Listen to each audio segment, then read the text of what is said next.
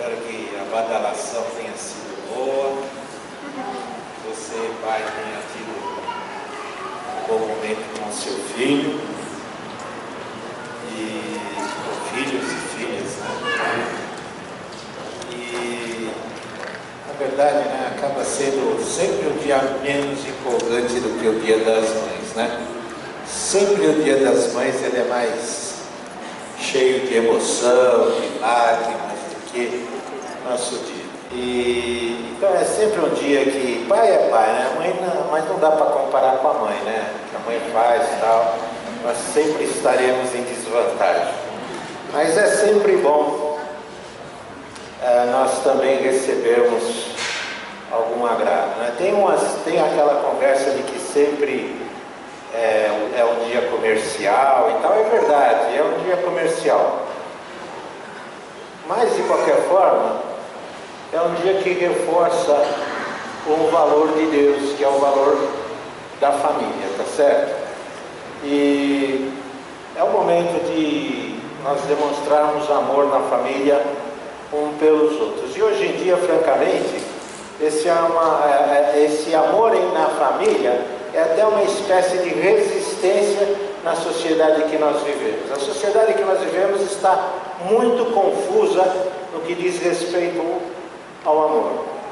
Nós não sabemos mais o que é amor, o que é paixão, os relacionamentos estão confusos, é homem com homem, é mulher com mulher, e a qualquer momento estamos nos separando, de tal forma que, como nós já dissemos em outras ocasiões aqui desse púlpito, a família está sob ataque, né?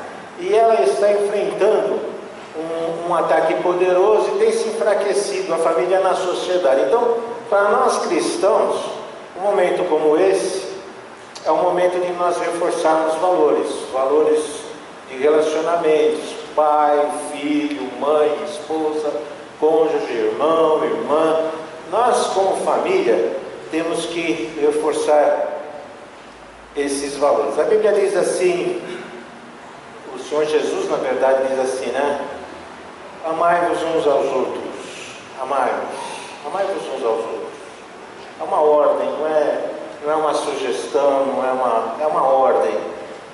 Amai-vos uns aos outros porque Cristo vos amou. Eu quero então aproveitar essa ocasião, quero sair do amor do pai para o filho e projetar esse amor em Deus, que de certa forma também é o nosso pai, Deus é o nosso pai, e o amor que Deus tem por nós. Eu escolhi para nós começarmos a nossa conversa o Evangelho de Lucas no capítulo 15. A palavra de Deus nos fala sobre... Jesus nos fala, né, sobre algumas parábolas. Ele está contando parábolas. Ele reuniu algumas pessoas que vieram ao entorno dele e ele começa em Lucas 15 a falar sobre ensinar o povo, os ouvintes, sobre algumas questões importantes. Mas uma coisa importante é nós orarmos. Comecei a falar e nós não oramos pela palavra. Então vamos curvar nossas cabeças um instante, pedir que Deus abençoe essa nossa meditação. Senhor Deus, Pai, na Tua presença estamos abrindo a Tua palavra. Pedimos que o Senhor ministre para o nosso coração aquilo que nós precisamos aprender.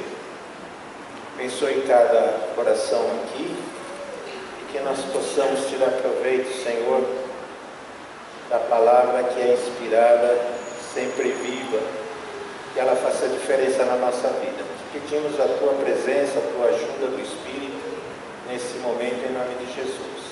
Amém. Então, abrindo em Lucas 15, nós temos Jesus conta nesse capítulo, ele continua contando aí por aí afora, ele está contando parábolas. E no 15:1 ele fala quem que é a audiência dele dessa parábola. Todos os publicanos e pecadores estavam reunidos para ouvir. Publicanos e pecadores, essa parte do pessoal dos ouvintes. Verso 2: Mas os fariseus e os mestres da lei o criticavam.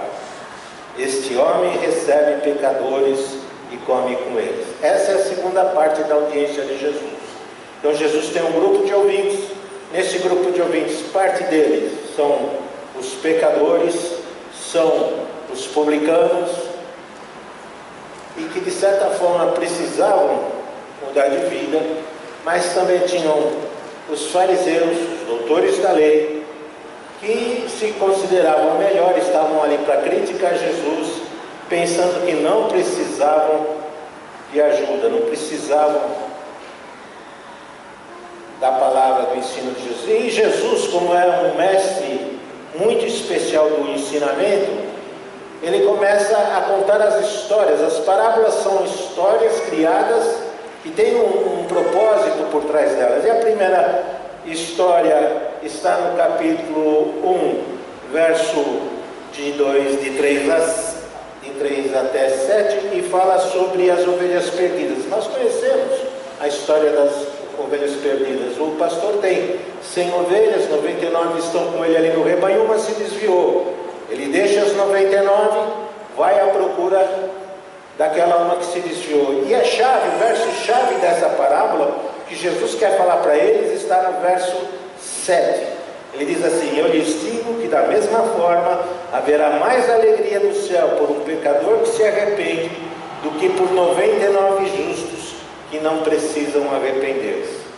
Então esse é o ensino de Jesus. Ele conta a parábola, 99 ovelhinhas, aquela que se desprendeu e que vão lá resgatar, mas o ensino por trás desse, olha, tem mais alegria no céu por uma que se arrepende do que pelas 99 que ficaram junto aqui. Esse é o ensino dele. Aí ele passa para uma segunda parábola no verso 8. Ele começa a falar da moeda perdida, que uma dona de casa tinha 10 moedinhas e perdeu uma. E aí ela dá uma busca geral na casa, ela revira a casa toda porque ela quer achar a sua moedinha, que tem que estar dentro de casa. E o verso-chave, de novo, agora no verso 10, é o seguinte: Jesus fala: eu lhes afirmo que da mesma forma, a alegria na presença dos anjos de Deus por um pecador que se arrepende. Olha que é a mesma lição da primeira parábola. Existe alegria nos céus quando um pecador se arrepende. E aí nós entramos na parábola do filho pródigo, do filho que acho que o Celso pregou recentemente sobre essa parábola, que é do filho o esbanjão, o gastador. E nós conhecemos bem a parábola desse filho esbanjador, não é? Ele começa dizendo que ele tinha um pai que tinha 2 filhos, e um deles chegou e falou: quer saber, eu quero meu direito aí na herança, me dá a minha grana, eu quero ir embora, eu quero viver minha vida. Estranhamente, o pai fez o que ele queria. O pai, de algum jeito, deu um jeito lá e deu os direitos daquele filho, deu a participação dele na herança. Ele foi embora, foi para uma terra distante, queria aproveitar a vida, acho que sabia mais do que o pai, do que a família. Ele se distanciou, achando que era muito sabido, perdeu tudo, gastou tudo, começou a passar fome, foi trabalhar de alimentar os porcos, comia quando sobrava lá da comida dos porcos. Aí ele parou para pensar, falou: peraí, eu estou comendo comida de porco aqui, eu vou voltar para casa, lá pelo menos comida tem, vou falar para o meu pai que eu estou arrependido. Bom, para sofrer aqui eu sofro lá, pelo menos lá eu vou ter comida. E foi o que ele fez. E ele voltou para casa e disse para o pai dele: olha, eu pequei. E o verso-chave para nós aqui sobre esta situação desse filho é o verso 32, que diz assim: o pai está falando para o outro filho, né? Nós tínhamos que celebrar a volta deste seu irmão e alegrar-nos, porque ele estava morto e voltou à vida, estava perdido e foi achado. Festa, nós temos que fazer festa. Seu irmão estava morto e voltou à vida, seu irmão estava perdido e foi achado. Então nós temos esse irmão aqui, que é esse esbanjador, né? Nessa situação. E nós temos o segundo irmão que eu vou chamar ele de descontente, né? Insatisfeito com aquela situação. Porque o primeiro irmão foi embora, pegou a grana e se mandou, e ele ficou lá e ele começou a pensar. Ele chega em casa e vê aquela festança toda que o pai tinha providenciado para o irmão que tinha voltado. Eu falei, puxa vida, eu fiquei aqui do lado do meu pai esse tempo todo, trabalhei direitinho, segui as ordens dele, fiz tudo o que ele mandou, nunca tive uma festa dessa para mim. Não é justo. Nenhum cabrito meu pai nunca me deu. Não está certo. Ele foi reclamar, foi se queixar com o pai. E o verso 31 resume a história desse segundo filho, desse filho insatisfeito. Meu filho, você está sempre comigo, e tudo que eu tenho é seu. Irmão, esse irmão, né, descontente, né? Aqui nós podemos relacionar as duas histórias com aquele público-alvo de Jesus, os fariseus e os doutores da lei, os publicanos e os pecadores. Os fariseus e os filhos da lei significa esse segundo filho aqui. Por quê? Porque esses fariseus, esses doutores da lei, eles procuravam viver uma vida religiosa que agradasse a Deus, que aceitasse a Deus e que fossem aceitos por Deus. Tanto é que eles se consideravam melhores do que os outros e nunca fizeram nada de errado, mas eles tinham defeito, que era o defeito que está lá naquela palavra. Jesus pegou eles nessa palavra, comparou eles nessa palavra. Olha, tudo que eu tenho é seu. Eles tinham a presença de Deus, eles tinham a lei de Deus, eles tinham as coisas de Deus, mas não usufruíam das bênçãos de Deus. Aquele filho tinha tudo à sua disposição, porque o outro já tinha levado a parte dele, o que sobrou era dele, então não custava. Se ele quisesse fazer uma festa, está lá o rebanho, pega a ovelha e faça a festa. Tudo que eu tenho é seu. Se não foi feita uma festa, foi porque você não pegou o cabrito e nem chamou teus amigos. E aqueles religiosos, aqueles fariseus, aqueles doutores da lei, eram mais ou menos assim. Eles têm a bênção de ter a lei de Deus, de ter os princípios de Deus, mas eles não usufruem das bondades, das benesses de Deus. Eles não se deixam abençoar pelas coisas que Deus tem para eles. Parece que Deus quer que cada indivíduo leve uma vida séria, uma vida trancada, uma vida circunspecta e não se alegre. Mas não é assim que Deus é. Deus quer que a gente também aproveite as coisas boas da vida que Ele nos dá. E a vida não é para viver ela fechada, cheia de regras, toda empacotada, toda esperando um dia vai melhorar lá no céu. Não é. Deus criou a gente aqui para viver bem e alegres aqui, com as bênçãos que Deus tem para nos dar. Já o filho esbanjador, ele não se preocupou muito se ele fosse magoar o pai dele pedindo os direitos. Ele não se preocupou se ele fosse magoar o irmão, a família.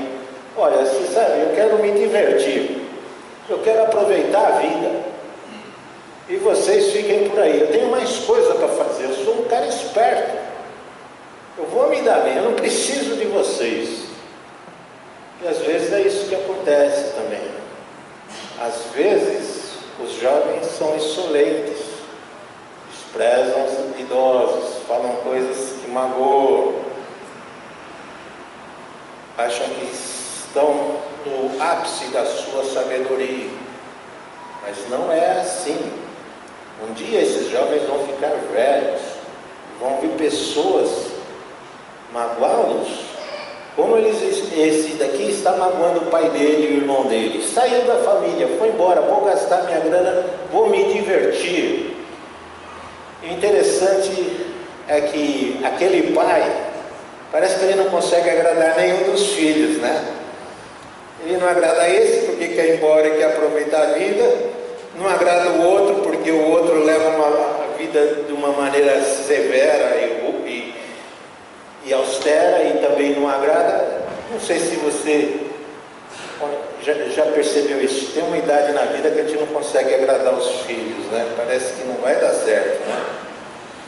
E nós temos essa situação marcada aqui. Esse pai, ele não está preocupado com dinheiro não, né? O pai está entre dois filhos e os dois estão insatisfeitos nessa parábola, mas o pai não está preocupado. O pai está preocupado em ter relacionamento bom com aqueles filhos. O pai está interessado. O pai, ele não está preocupado se o filho foi, se o filho gastou tudo. Ele está preocupado que o filho está ali. Ele quer abraçar o filho, ele quer aconchegar o filho, ele quer se relacionar com o filho. O pai não está preocupado com o outro, se ele vai pegar um cabritinho, não vai, se ele vai dar uma festa. Mas não é questão dos bens. Ele quer estar junto com o filho, ele quer estar aconchegando aquele filho também. Ele quer juntar os dois filhos. E esse pai amoroso quer desenvolver relacionamento íntimo. Nós usamos essa parábola, eu lembro bem que o Celso, quando nos falou sobre essa parábola, ele falou que essa parábola, ao invés de chamar a parábola do filho pródigo, poderia se chamar a parábola do pai amoroso. Parábola do pai amoroso, porque isso nos remete a Deus, isso nos faz lembrar de Deus. E a ênfase aqui de Jesus é essa: olha, tem festa no céu quando o pecador se arrepende. Não se esqueça das outras parábolas, e essa aqui está na mesma categoria. Tem festa no céu quando o filho pródigo vai embora, mas ele volta e se arrepende, como tem festa no céu quando o filho ali, que fica ali, faz tudo certinho, cumpre as ordens, mas não usufrui da vida, também se arrepende e reconhece que existe a bondade do Pai em querer que ele também tenha uma vida plena. E esse é o tema, é o ponto central que eu gostaria de conversar com você nessa noite. Deus, Ele não espera de nós um relacionamento de austeridade, de uma divindade distante. Não. Deus busca intimidade conosco. Abre lá em Adão e Eva, começa lá. Deus vinha todos os dias ao pôr do sol para ter comunhão com o casal. Deus nos criou para ter intimidade com Ele, mas somos nós que o separamos e colocamos Ele numa categoria de todo outro, e de que nós não podemos nos aproximar muito dele. Nós temos algumas ideias erradas sobre o amor, e o nosso conceito de amor ele está afetado, ele está abalado por causa do pecado. Ele não combina direito com o amor que Deus tem para nós. Quando nós pensamos em amor e pensamos em Deus, nós pensamos também em dependência. Eu quero amar a Deus, eu desejo amar a Deus, mas eu também quero estar livre para fazer o que eu quiser. Quando eu estou no aperto, eu corro para Deus, mas quando eu saio do aperto, eu fico longe dele. Eu quero ter independência de Deus. Outro conceito errado nosso é de ser individualista. Eu quero amar a Deus, eu amo a Deus, mas eu quero ser dono dos meus atos. Eu não quero dar conta dos meus atos, eu não quero. Mas o amor, por definição, o amor de Deus é um amor relacional. Você não pode amar sem ter uma contrapartida. Você não pode amar se não tiver alguém ou alguma coisa para você amar. Não é verdade?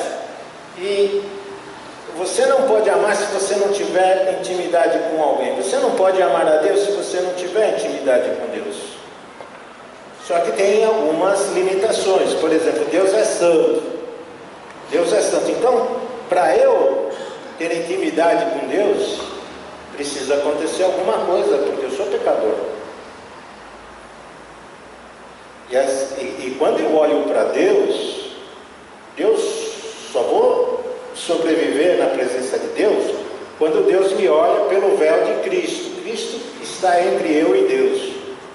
Cristo é a pessoa santa que me acoberta diante de Deus, porque sem essa cortina da presença de Cristo, a santidade de Deus destruiria a minha vida por causa do meu pecado, e isso é o que eu mereço.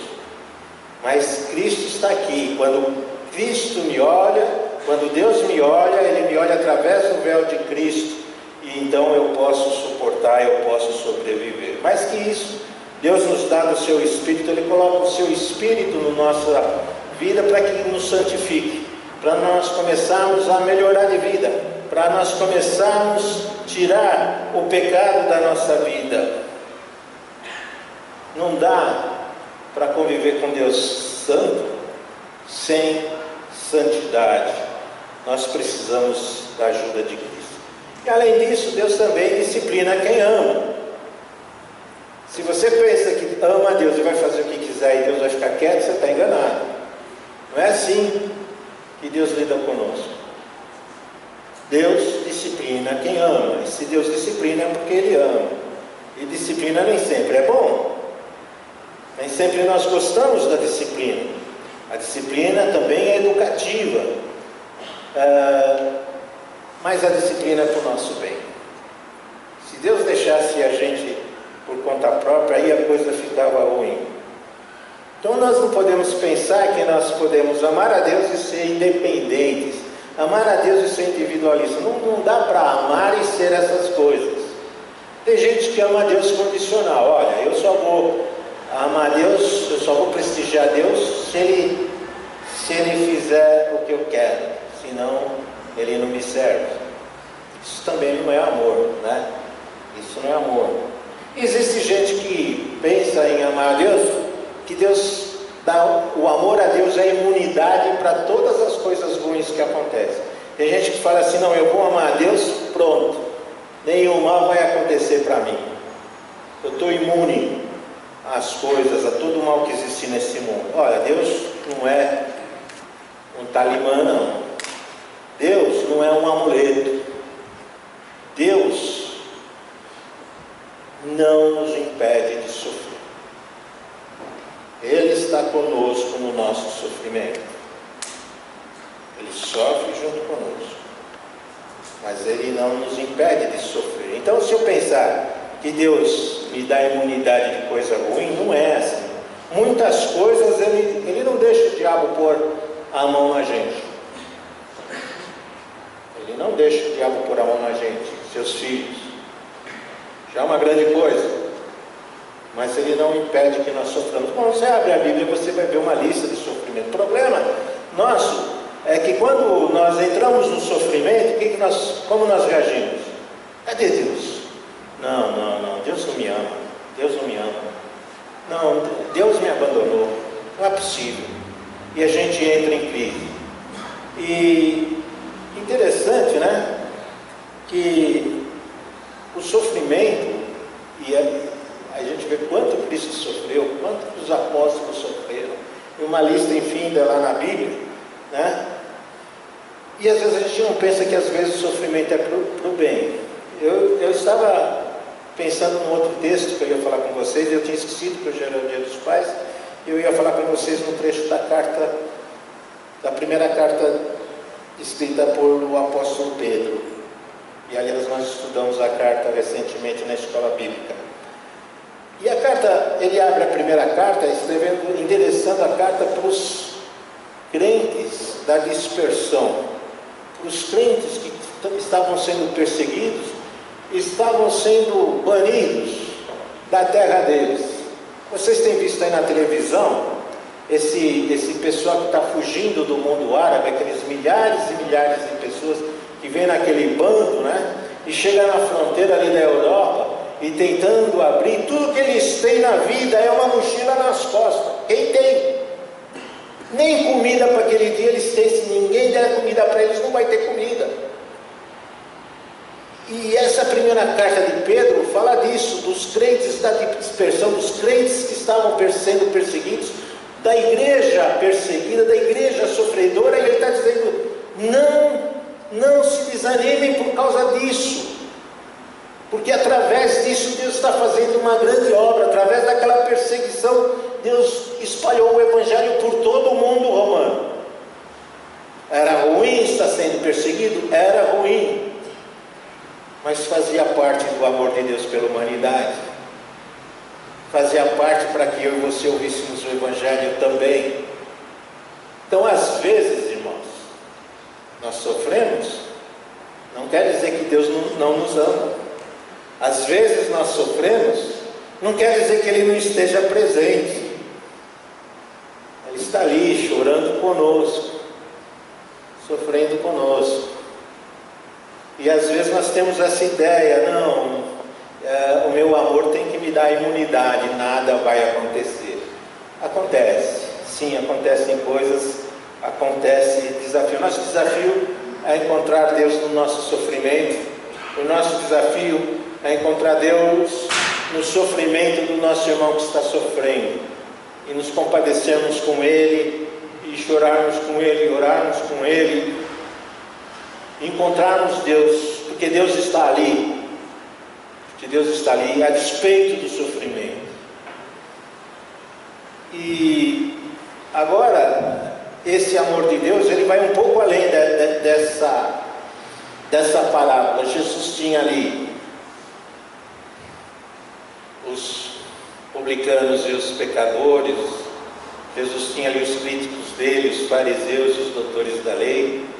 E a parábola diz que Jesus ficou esperando o filho voltar, e o dia que o filho voltou, ele foi lá e abraçou. E agora o amor de Deus vai além disso, não fica só nessa parábola e não só com essa freguesia, porque o Deus não fica só sentando esperando o filho voltar coisa nenhuma. Deus vai até ele, vai até o filho, vai até o pecador, ele vai até o chiqueiro onde aquele filho está comendo das comidas dos porcos. Ele vai para tirar o pecador do seu pecado. Por quê? Porque Ele nos ama. Deus nos ama. Nós somos pecadores, né? E quando a gente pensa em pecador de novo, a gente pensa lá na Cracolândia, né? A Cracolândia é um lugar que de gente boa, não é para gente boa como nós vemos, não é verdade? Não é lugar para a gente estar. Agora eu aposto com você que se Jesus Cristo estivesse aqui, você não acha que ele ia pôr o pé na Cracolândia? Mas nós somos gente boa, nós somos igual esses fariseus doutores da lei, a gente não gosta de se mexer, né? Mas acontece. O que acontece com aquele pessoa na Cracolândia? É gente viciada, que não tem forças em si para se livrar da droga. Acontece que nós temos no nosso paralelo daquele mundo, que é a nossa pecadolândia. Nós nascemos em pecado, somos viciados em pecado e não conseguimos sair do pecado. Existe uma Cracolândia? Existe. Existe uma pecadolândia onde todos nós estamos lá dentro. Nós nascemos nela, nós somos viciados nela, sozinhos nós não conseguimos sair dela.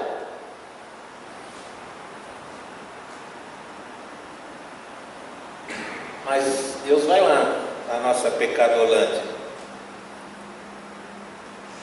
Por quê? Porque Deus vai até nós. Por que Ele mandou Jesus? Porque Ele foi lá, vai nos tirar da nossa vida, da nossa situação de pecado, porque nós não conseguimos sair de lá sozinhos, por sua força própria. Então, Ele nos manda Jesus e fala assim: olha, eu quero ser íntimo de você. Eu não quero só ter uma relação de igreja com você, você aí embaixo, eu aqui em cima. Eu quero ter uma relação assim, ó, próxima, de coração para coração. Se nós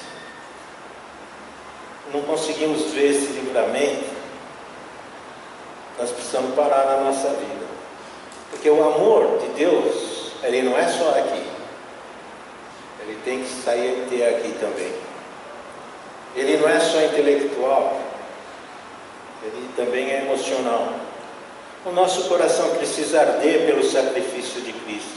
Ele veio até mim para me retirar o meu mundo do pecado do qual eu não saía. Amado, isso tem que aquecer o nosso coração. Esse amor de Deus tem que fazer o nosso coração bater mais forte. E nós precisamos, se nós não conseguimos deixar essa emoção nos alcançar, nós precisamos parar na vida até a gente, e ficar na presença de Deus até a gente encontrar essa essência. Tem uma palavra no Evangelho de João que resume bem essa situação. João, se você virar as suas páginas da Bíblia, no capítulo 15, em João 15, verso 9, é uma palavra de Jesus aqui também muito, muito poderosa. João capítulo 15, verso 9, nós lemos a seguinte palavra de Jesus: como o Pai me amou, assim eu os amei, permaneçam no meu amor. Como o Pai amou Jesus, Jesus nos amou, permaneçam no amor de Jesus. É isso que ele está dizendo aqui. Eu gosto de comparar essa palavra de Jesus com quando nós entramos numa piscina. Você entra na piscina, você fica imerso ali. Você tem água a todos os lados. Você está inundado de água. E você tem que ser inundado pelo amor de Deus. Ter o amor de Deus não só aqui, não só... Você tem que estar inundado, você tem que permanecer no amor de Cristo. Não é só intelectual, é sentimento. Deus quer ter intimidade comigo e com você.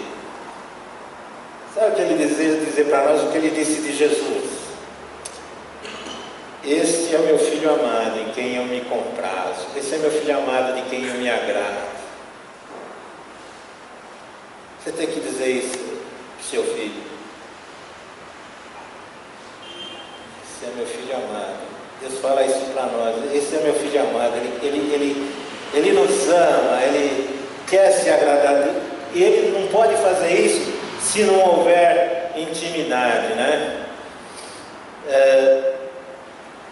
Deus, na Bíblia, diversas vezes, Deus chama esse assunto da intimidade. Deus fala assim para Satanás. Lá no livro de Jó, ele fala assim para Satanás: você reparou no meu servo Jó? Não há ninguém na terra como ele, irrepreensível, íntegro, homem que teme a Deus e evita o mal. Isso não é intimidade? Ele foi assim, ele deu um puxão de orelhas em Marta, quando ele estava lá visitando Marta, Maria e Lázaro lá na casa deles. A Maria está lá correndo para fazer a comida e tal. A Marta está correndo para tomar as providências lá da refeição do povo todo. E a Maria sentou nos pés de Jesus e ficou lá ouvindo Jesus. E a Marta chegou uma hora, ficou cheia, falou: ó, Senhor, manda ela vir me ajudar aí, tem muita coisa para fazer. Jesus falou assim para ela: Marta, Marta, você está preocupada e inquieta com muitas coisas, todavia apenas uma é necessária. A Maria escolheu a boa parte, e essa não lhe será tirada. Marta, eu estou aqui de passagem, talvez você não me veja nunca mais na vida. Você está preocupada em me fazer comida? É louvável, mas não é isso que importa. Senta aqui, senta aqui. Vamos conversar, vamos ter intimidade. Ainda quando Jesus está andando no meio da multidão, ele para lá de repente debaixo de uma árvore e fala: Zaqueu, desce. hoje eu vou cear na tua casa. Estou me convidando para ir na tua casa, Zaqueu. Eu não quero que você fique me olhando à distância da árvore. Vamos sentar junto. E você sabe da história que houve conversão ali na casa de Zaqueu. Quando Jesus instituiu a ceia, a gente fala sobre isso aqui todo mês, aqui no primeiro domingo. Ele falou assim para os discípulos: olha, eu desejei ardentemente cear com vocês essa Páscoa. Ardentemente eu queria estar aqui. E eles não estavam assim como nessa relação, Jesus em pé aqui e os discípulos sentados. Estavam todos em torno da mesa, deitados lá, porque não tinha cadeira, era tudo assim, se apoiando no cotovelo e tal. Intimidade, amados. E ele já aproveita o gancho e já marca assim: eu digo para vocês, eu não vou tomar do vinho dessa videira até que aconteça no reino de Deus. Ele já marca uma nova data. Ele está planejando que nós vamos chegar lá. No reino vai ter um banquete, nós vamos estar com ele lá. E não tem esse negócio de etiqueta, de intimidade. E para ter intimidade é preciso ter afeição, é preciso aconchego, é preciso abraço. Tremendo tesouro esse ensinamento de Jesus. Não é para ser igual os fariseus, que eram cumpridores de dever, mas não se permitiam amar e ser amados. Não. Muitas vezes nós somos iguais a esses fariseus. Deus quer nos dar carinho e nós recusamos. Ele quer nos fazer um agrado e nós colocamos ele lá longe. Às vezes nós temos essa dificuldade de convivência com Deus, mas Deus enxerga a nossa individualidade. Ele enxergou você um dia. Você não está aqui por acaso. Você pensa que você veio aqui ver o que os crentes estão fazendo, mas não. Deus te trouxe aqui, meu amado. Deus te trouxe aqui. Ele te enxerga na tua individualidade. Quer ver uma coisa? Um dia, eu sempre, o Felipe, acho que foi, né? Que chamou Natanael. Fala para mim, perguntar para os seminaristas aqui, para os universitários. Né? Foi Felipe que levou Natanael, né? Encontramos o Messias. Aí o Natanael foi com ele. Quando ele chegou na presença de Jesus, Jesus falou: eis aí o israelita quem não há dolo.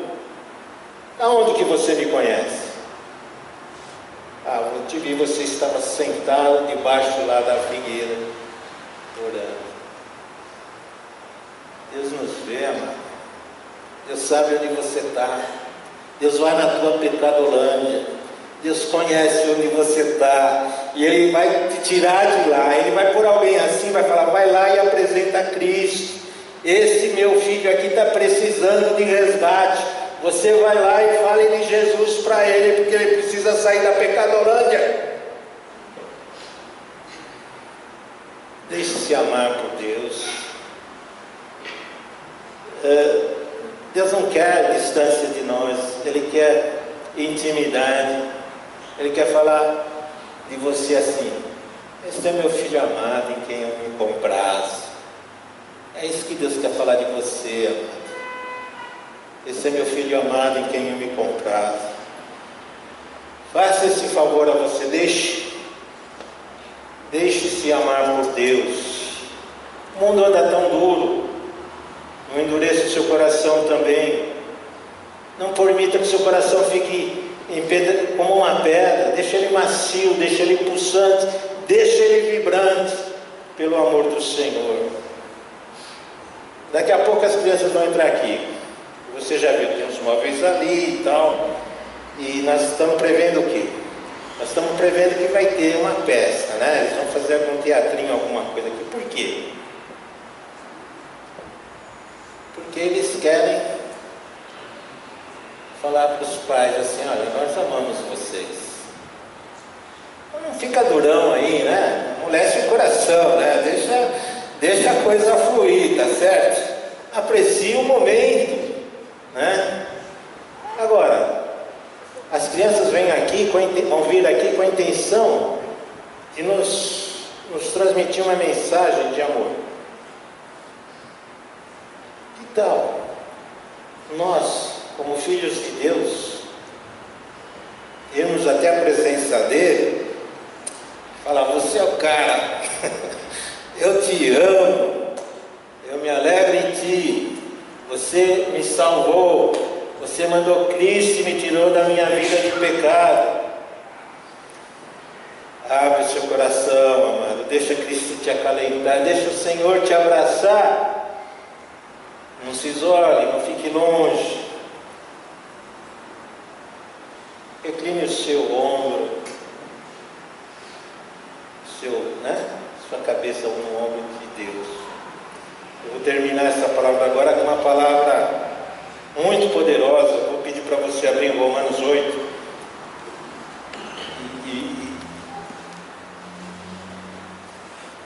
Em Romanos 8,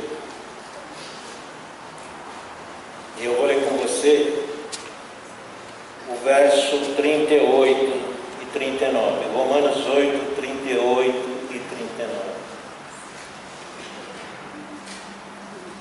A palavra do Senhor diz assim, Romanos 8, 38 e 39. Pois eu estou convencido de que nem morte, nem vida, nem anjos, nem demônios, nem o presente, nem o futuro, nem quaisquer poderes, nem altura, nem profundidade, nem qualquer outra coisa na criação será capaz de nos separar do amor de Deus que está em Cristo Jesus, nosso Senhor. Amém? Nada vai nos separar, a não ser que nós nos separemos. Mas nada vai nos separar. Tremenda promessa. Você vai sair daqui, vai voltar para casa, e você tem, como eu tenho, os nossos problemas do dia a dia. Às vezes é um problema de família, às vezes é um problema de emprego, às vezes é um problema de dívida, às vezes sei lá o que. Não sei qual é o seu problema, Deus sabe. Mas quando você chegar lá e tiver com o seu problema na mão, não fique vacilante na sua fé. Diga: olha, você precisa pensar assim, que eu sou a mais amada das criaturas. Deus foi lá na Pecadolândia me tirar de lá. Cristo morreu para eu sair de lá. E Deus quer ter intimidade comigo. Então você vai enfrentar a sua dificuldade, que está te apertando, está te espremendo. Você vai dizer para cada uma das suas dificuldades o seguinte: nada, nenhum de vocês poderá me separar do amor de Deus. Amém. Deus abençoe.